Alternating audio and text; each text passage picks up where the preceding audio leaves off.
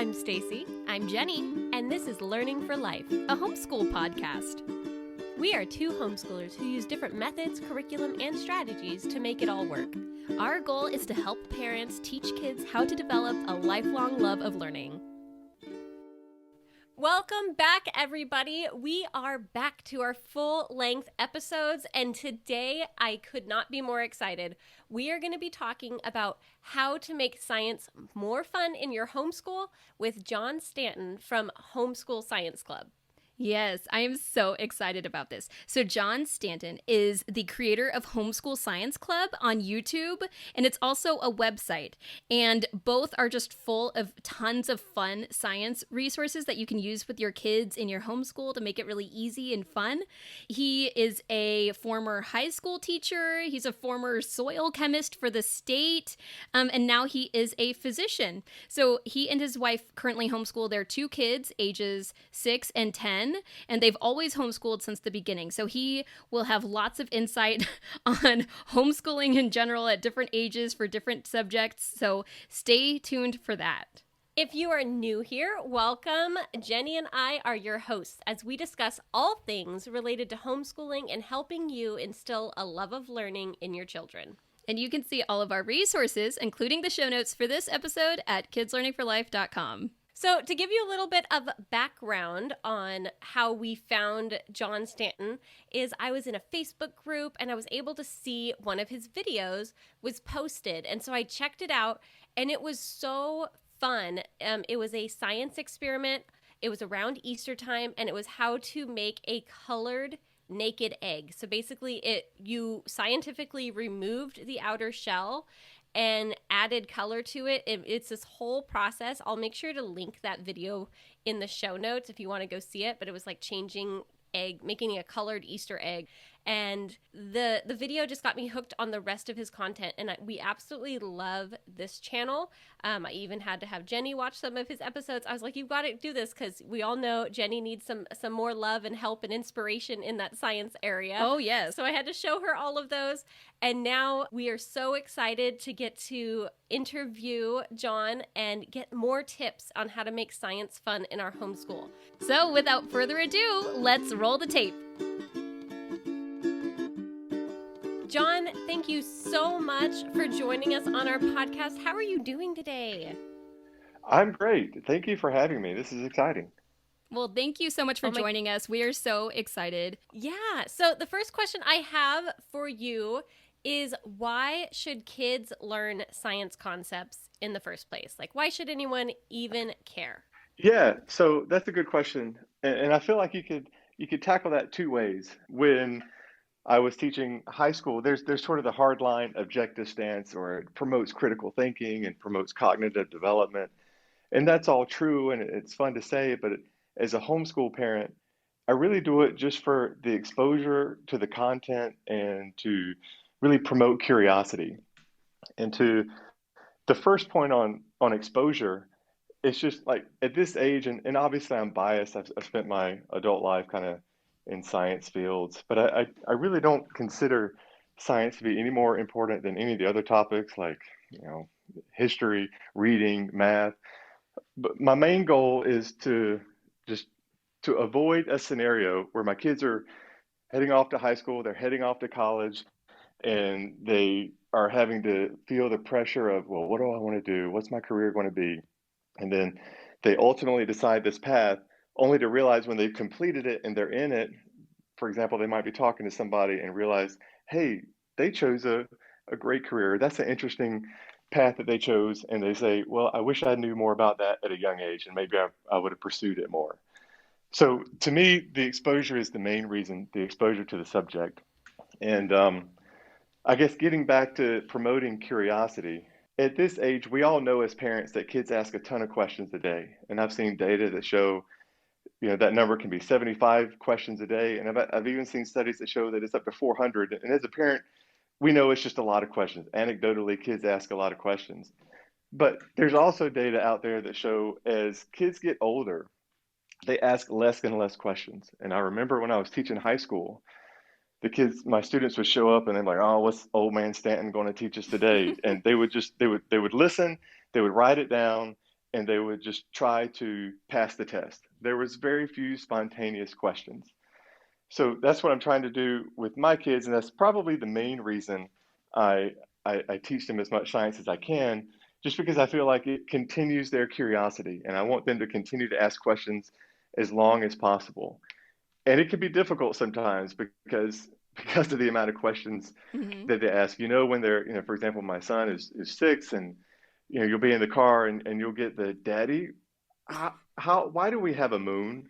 And it can be hard to just come up with the answer right there that you feel is justified and true. So anytime I'm in that kind of scenario, I'll say, well, that's a great question. Let's go home and read about it, or let's go home and find out about it, because I feel it's much more important that we promote asking questions. Like it's more important that they feel they're in an environment where they can ask questions, and it's actually less important that they hear the correct answer right then. If that makes any sense, I just want Totally. them to, I yeah, love just that so much. Yeah, that's you're really hitting the nail on the head because like our whole thing is learning for life. Like we our number one goal is to encourage kids to just continue being curious and learning. And like you said, I feel like that gets kind of killed in public school a lot of the time. Once kids like get to a certain age, it's like they don't feel comfortable asking, or they don't, I don't know, their interest is gone, and that's just, it's so sad. So I that's why we love your channel, because you're really explaining things. And maybe it's just because our kids are close in age to your kids or something, but I think it just really resonates with kids the way that you're explaining and breaking down these concepts in just a really fun and interactive way. It just really hits home with kids. So I think that's great, and I just love everything you just said. I'm so oh, glad you well, touched on that, Jenny, because that is literally one of the best parts about your YouTube channel is there are so many channels that just show the really, really cool experiment and how to do it and just give you a glossary like, oh, look, you can, make this happen. But I love how you add little sections that actually try to explain it and teach the why behind everything. And I think that's, like you said, they don't need an answer right then, but being able to go home and look that up and figure out why something's happening is going to just keep that curiosity going. yeah, that's the main goal of it all, I guess. I mean, I really, as I said, I don't consider science any more important at this age than any of the other subjects. It's all an integral part of the educational pie. So, but just the ability to continue to promote curiosity, I think, is probably the most important aspect of teaching these lessons. Right. So for families out there, could you give an idea of like how much time and like what kinds of materials they would need in their home to be able to teach science lessons? Yeah, so that's highly variable, and it you can spend truly spend as much as you want or as little as you want on the subject. Mhm. And the way I like to look at it is one of the benefits of doing a science lesson is you can incorporate so many other subjects. So let's take, for example, you know, you've planned out your day. It's Monday, it's 9:30. For the next 45 minutes, we're going to do reading. Then after that, we're going to do math. One of the things about science is in the lesson of science that you're going to do, you can incorporate everything else. Like, for example, we did a lesson on electromagnetism. We have this one book that talks about the core concepts you want to cover when you're in the fifth grade, and one of the pages was like magnetism and electromagnetism, and it had this sort of age appropriate reading associated with it. It had a few math things associated with it, and then at home I came up with this. I didn't come up with it. It's a pretty common experiment where you can wrap a wire around a nail and create an electromagnet. So we did that experiment, and then that took about several hours just to kind of gather the materials. I mean, it was a nail, it was a wire. You go out to your home store, but then you come back, you do the experiment, but then my kids, they can read what was in the book that we were using at the time that talks about it. And in that reading, they were talking about the scientists that came up with it, for example, like Hans Orsted, who's kind of the mastermind behind all of it. So yeah, it's a morning of science, but you can easily incorporate the reading. You can easily incorporate the history. And that's what I think is one of the beneficial things about it, because it can be daunting to think, especially if you don't have a science background, well, it's going to take me forever to do it. And I've got all these other things to cover. and I'm going to sacrifice the one thing that I don't feel comfortable doing. But if you're able to do it, if you're able to take the time to do it, then you can just in that lesson incorporate history, incorporate science, and you may have spent your entire morning or entire day just, quote unquote on science, but you could easily check off history, spelling, reading, Hmm. and just have your whole day covered. You're so right. That is a really good point. And just for people out there, and even you, for people who don't quite know Stacey and I from each other quite yet. So I'm the one who's all about reading and I don't know, the arts. I don't really know how to describe me. History. And then Stacey is really all about like science and like technology and maybe a little more mathy. I don't know. I think we're about even on math. But Yes. yeah, so I'm always the one who's dragging my feet when it's coming to science because I'm like, ugh, this subject. It feels so like disjointed from the rest. So I like that you just said that because those are all really good points. And yeah, I need to take a lot of that to heart. So I like that you just said that. But now I also want to ask you, is there a way that, are there certain ways, I should say, that parents can make science fun in their homeschool? So I'm going to try to answer that without a lot of bias. Okay. Because for me, as spending my career in science, so it'd be like me going up to somebody like, you know, how do you make a birthday party fun? Like they're just inherently fun. So like to me, and again, it's a completely appropriate question. I hear it all the time, but I'm like, how is it not fun? I know. But for somebody, and again, I appreciate my bias and understand it. Like my wife has sort of a similar background in math, and I'm like, how can you make that fun? And she's like, it just is. But for folks, not as comfortable, I mean, you have to find a way to make it hands-on. You have to, one, like I said, promote the engagement when they ask you the questions, instead of saying, I don't really know, and then kind of set it aside and move on because you don't want to continue to field questions you don't know. Like I said previously, just say, let's find out when we get home. And just that time, even if it's just, take for example, my son asked me the other day, or it was my daughter, but like, how many moons does Jupiter have? Off the top of my head, well, I don't know, but Hmm. I said, let's go home and find out. So you spend that time together. You're in front of a book that you pulled out, or you're in front of the computer, and that bonding and looking up together, that in and of itself is fun.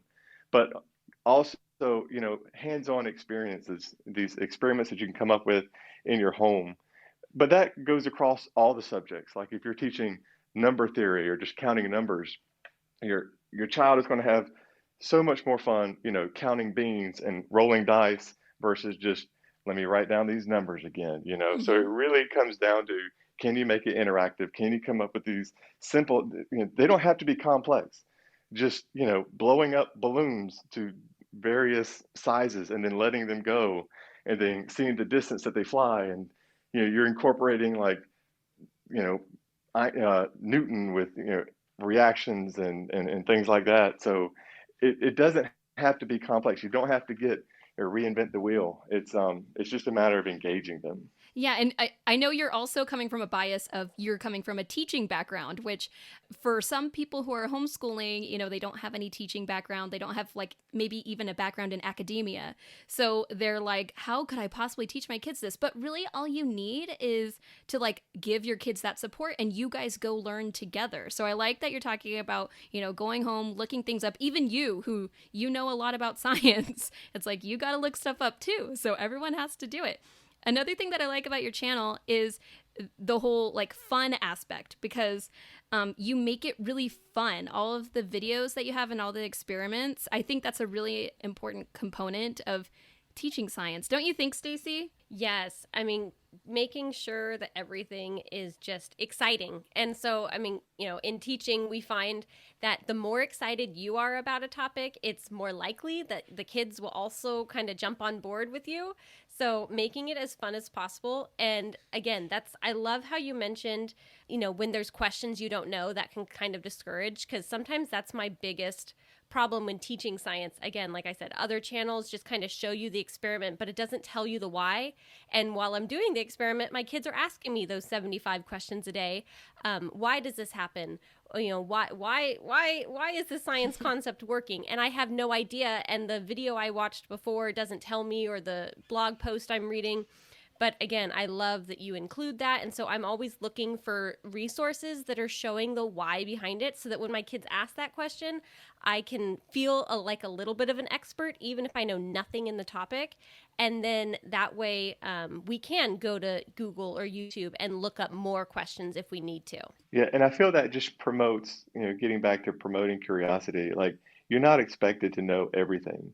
And when your kids see you go look something up, then that teaches them that's what's normal, and to be able to, and that promotes their critical thinking. Well, I don't know how this works. Let me go find out. Let me do my own experiment. Let me do my own research. It's what my parents do. Mhm. It's what I need to do, instead of having it kind of fed to them with other resources and just kind of taking it for what it's worth. That's another reason I think it's kind of critical we do it that way. Yeah, that's the beauty of Oh, I agree homeschooling. so much with that, because, I remember growing up and being in school, I thought teachers knew everything. Right. And recently I was subbing at a school, and a kid asked me a question like, when were light bulbs created? And I just, in front of them, I like Googled it just to find out. And a kid looked at me and was just like, wait, I thought teachers knew everything. And so I just like looked at him. I'm like, we don't. I promise you, nobody knows everything. You've always got to keep learning and keep looking stuff up when you don't know it. So, and I could just see his mind was blown that I didn't know the answer to everything. And it was just hilarious. So yes, Yeah. I love that you touched on that. And now let's take a quick break. Sometimes at the end of the day, wouldn't it be nice to just be able to watch something with your kids that you know is child appropriate and educational? Give CuriosityStream a try. CuriosityStream is the world's first streaming service dedicated to curating and delivering the best documentaries from around the globe to be watched ad-free on demand anytime and anywhere. You can stream to basically any device, starting at an affordable $2.99 a month. They have so many documentaries on so many different subjects. They have science, history, the arts, everything is on there. Mine and my kids' personal favorite right now is called A Stitch in Time, which is actually a series, and it explores history through the clothes that people wore. They even recreate the outfits using traditional methods, which my handicraft kids love. Check out all that CuriosityStream has to offer by clicking the link in the show notes below. And now back to the show. Speaking of homeschooling, we know that you're a homeschooler, John. So we were curious, what kinds of resources do you find helpful in your own homeschool when teaching science to your kids? So like specifically like certain books or curriculum, anything like that. Yeah, and so for that, I'm kind of all over the place. And the library is huge. We spend a lot of time at the library or our bookstore, Barnes and Nobles. We have a ton of curriculum books for everything from, you'll go and you'll see these Spectrum, like the Spectrum series, Oh, the yeah. Spectrum Math for grade 5. So basically what I do is I'll go pick those up at the grade appropriate level that we're currently doing. So for example, I've got a first grader one, I think right now, in fact, I've got it from me, first grade science, and then the Spectrum grade 5. And what I'll do is I'll just kind of comb through it and look at the topics. And I mentioned previously that one of them in the grade 5, they were talking about electromagnetism. And so, but basically I'll go through, I'll get the topics, and then, if it's something that I'm super comfortable with, and I remember experiments that I used to do when I was in high school, then I'll go back and do it or recreate it. Or, I'll just go to the internet, for better or for worse, it's there, and we should Mhm. use it. And there are so many things out there. So I will combine pretty much every resource I can get my hands on, whether it's going to the library for free books, whether it's going to Barnes and Nobles and getting these sort of grade level curriculums, and then supplementing it with the science that I can remember from teaching, or I just go to the internet and come up with experiments. So that's the main thing. I'll find the topic that I want to cover that's provided in these books, these curriculum books, and then I'll just go and think, well, what kind of experiment can I add on to that? And that's really kind of how we progress throughout the year. I think that's refreshing for homeschoolers to hear because they would probably assume someone like you has like this specific magical curriculum that has everything laid out. And it's like, that's kind of rare to find, like finding something that would work like perfectly for your family and your kids at their grade levels. So I like that you're kind of all over the place, because I think that's the majority of us in homeschooling. So that's refreshing to hear. And we get out of order so easily, and not following the timeline is probably big too. Hmm. But we don't follow the curriculum 100%. If we're outside and my kids, they looking at the stars, or they see an animal or a bug in the grass, and they ask questions about it, then we'll just kind of go inside and look at it, and I'll try to find something that falls in line in the curriculum for the books that we're doing that grade. And then that kind of helps as well. It's the curriculum books are there as kind of like a guide, but by no means do we follow them 100%. I really try to there's the term unschooling, Hmm. and as a former educator, I try to steer away from that because it makes it sound like, curriculums aren't necessarily, and I certainly don't believe that's the case. But I definitely like to get my kids sort of spontaneous input in what they want to learn and kind of follow that path as well. Right. There's definitely a right way to do unschooling. And unschooling is also just such a negative term. And I think it appeals to some people who maybe are not, former teachers. But the way I think of it is like student led. That's, I think, a big part of homeschooling in general, is like letting your kids kind of lead the way in some aspects, because that's going to lead to just a lot of curiosity and interest, which I think we're all seeking, because we want it to be engaging for our kids. So, how do you find time to fit in science? You're a busy guy. You and your wife are both working. But how do you find time to fit in science? Like you said, a lot of the experiments can sometimes take a while. Do you have any tips for making it fit into your homeschool day? So it's tough. Yeah, it can be quite time consuming. Not only just doing the experiment and making sure that your kids learn something, but just in the preparation. We did sort of that classic Coke and Mentos experiment, and you would think, well, let me just take a Coke bottle out there and drop some Mentos into it, and it'll only take a few minutes, but your kids see it, and they get so excited. They see that wonder, and they're like, "Oh man, you did that with one Mentos. How many?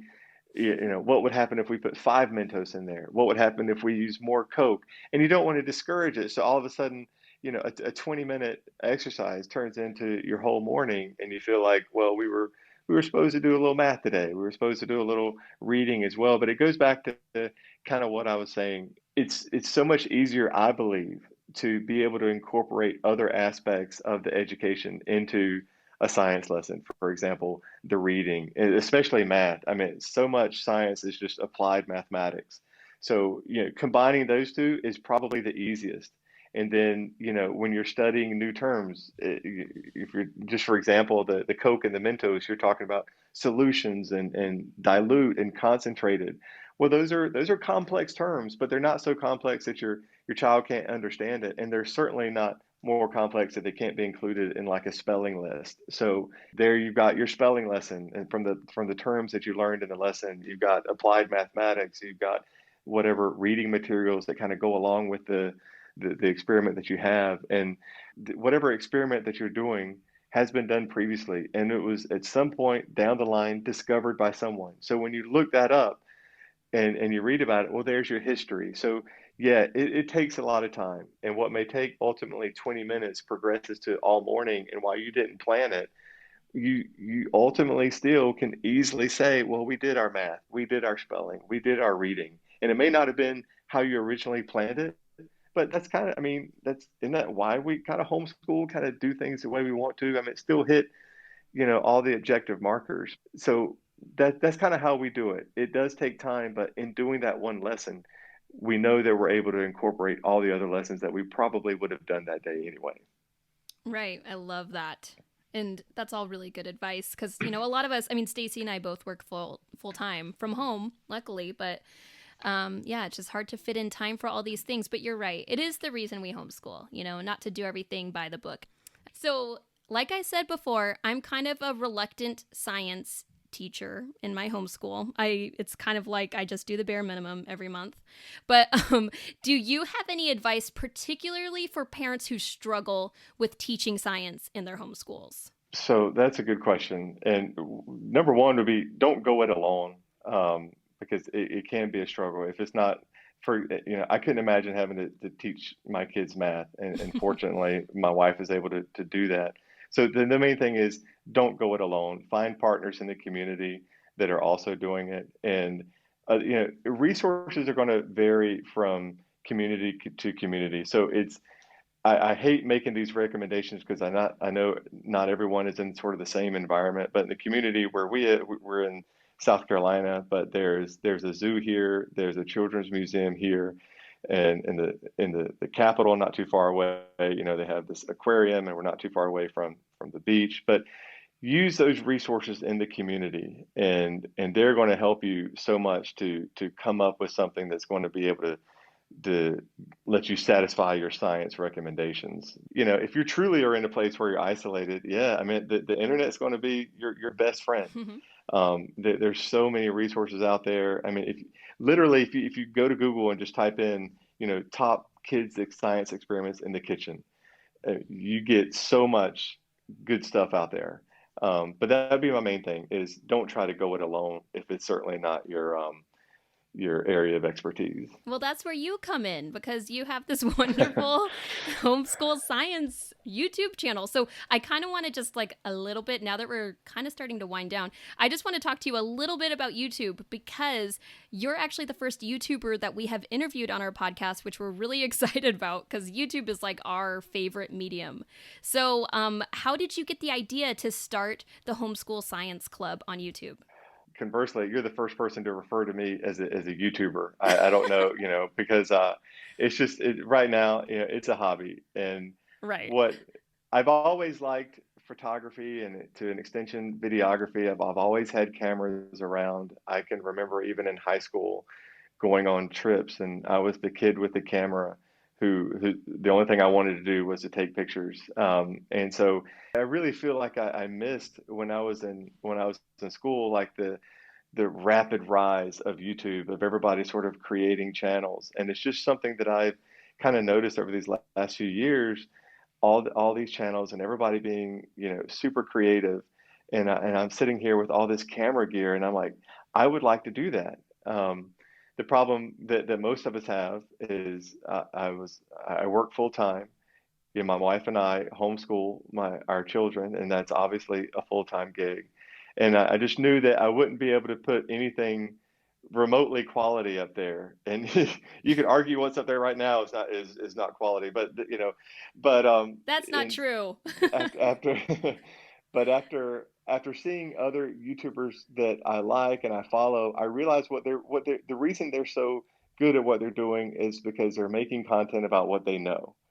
And then it was sort of a light bulb moment. I was like, well, let me just make a channel about what I know. And, if people watch the videos, and it's great. And what I wanted to do at an extension of that, and you kind of alluded to it, Stacey, with the worksheets that I post on the website.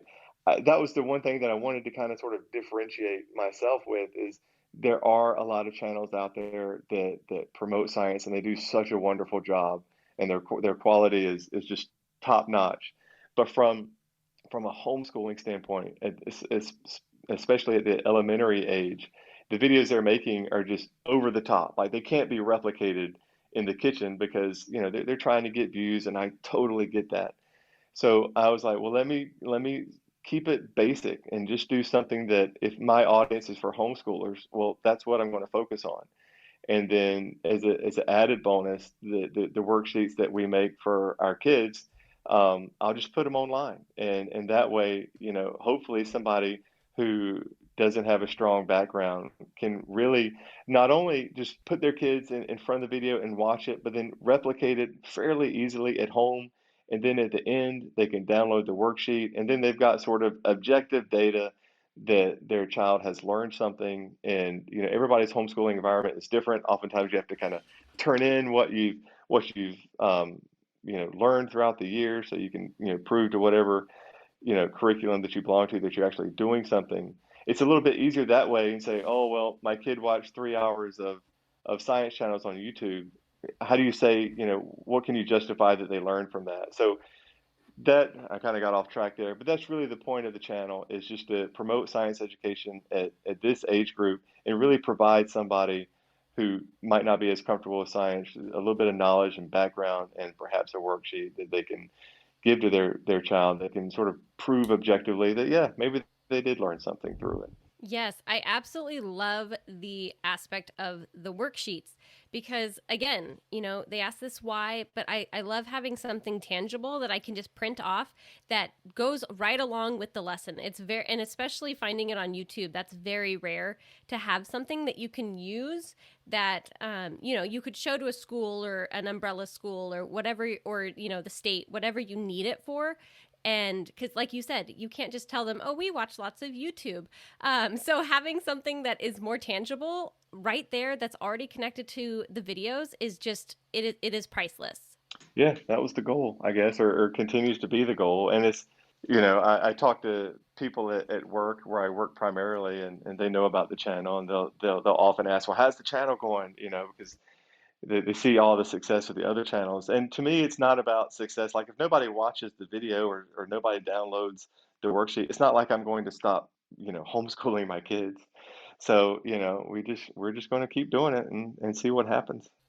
I think it's time now to get my favorite part of almost every episode is the recommendation of the week. So, John, what is your recommendation of the week for our listeners? So I'm going to kind of go against the grain, if you'll let me, and maybe make this plural, a Of, couple of recommendations. of Um, course.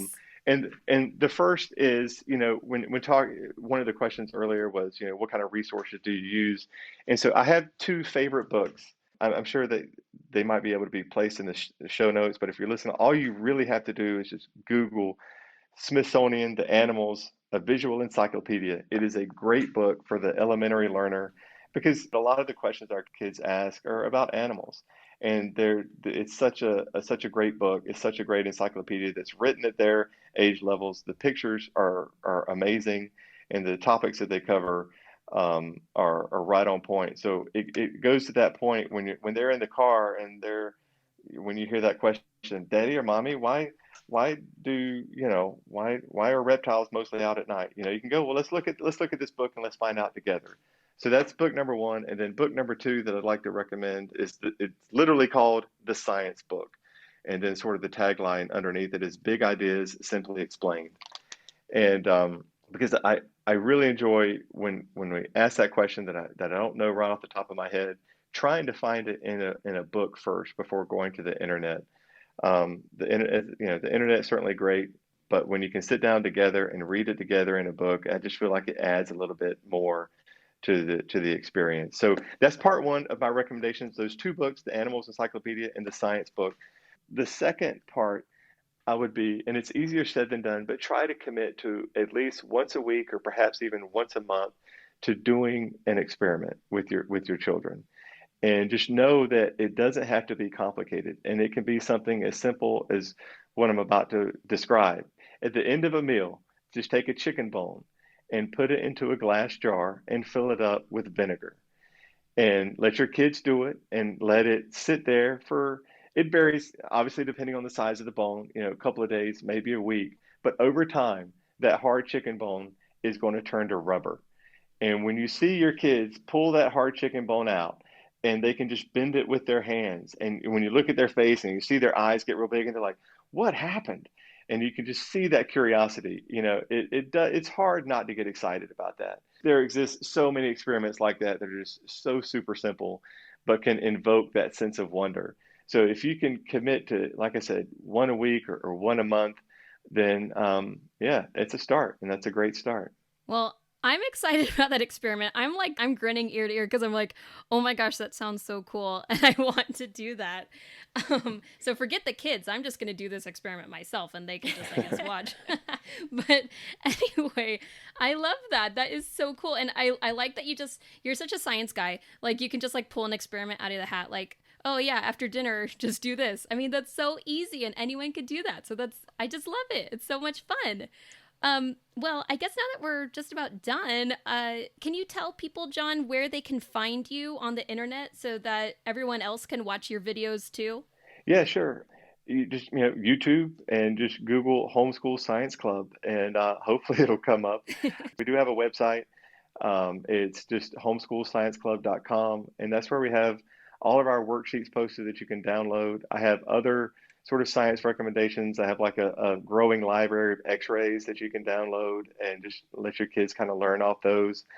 Um, Obviously, just like most parents, we're super busy. I always joke that my website looks like it was designed by a 4-year-old because I just don't know what I'm doing when it comes to web design. And I don't, unfortunately, in time, perhaps that'll change. I don't have a very big social media following. But that being said, if anybody has any questions about an experiment, I still have time to kind of read all the comments on the YouTube site. So if they have any questions or anything they want us to particularly cover, or thoughts on an experiment, how to make it better. But yeah, those are probably the two main areas to know: the youtube.com/homeschool science club, and then of course just the homeschoolscienceclub.com. That's where we are. Perfect. Well, everyone, if you're looking for a good homeschool science YouTube channel, check out Homeschool Science Club on YouTube. John, thank you so much for joining us today. This was a real treat, and we're just your biggest fans. Thank you again very much. I appreciate it.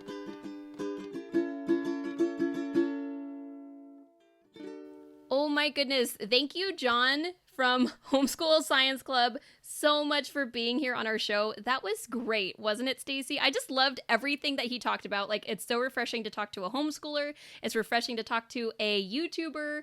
It's so great to talk to someone that just has so many ideas in all of like the realms that you and I are interested in.